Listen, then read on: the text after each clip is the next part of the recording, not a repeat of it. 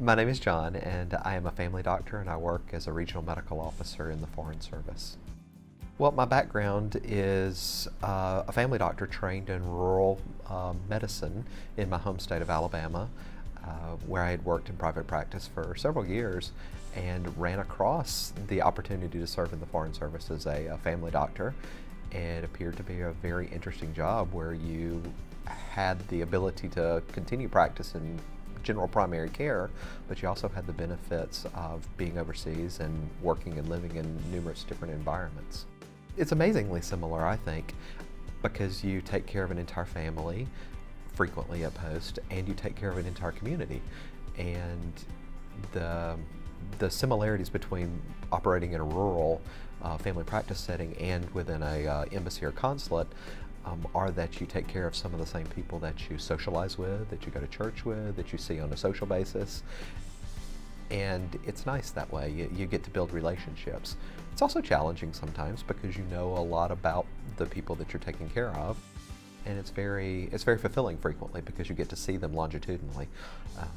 Additionally, I guess one of the differences between the two practices is that you have a lot of resources that you don't necessarily have in private practice. Primarily time.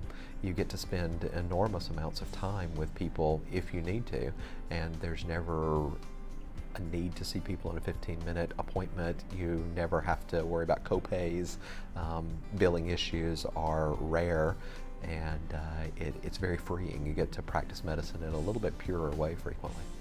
I think the one thing I would really want to say as a regional medical officer in the Foreign Service is that there are plenty of opportunities for a variety of career paths even within what seems to be a very straightforward job. On first blush, it sounds like as a regional medical officer you're only doing clinical medicine and you see patients in a clinic, but there's a lot more to it than that frequently.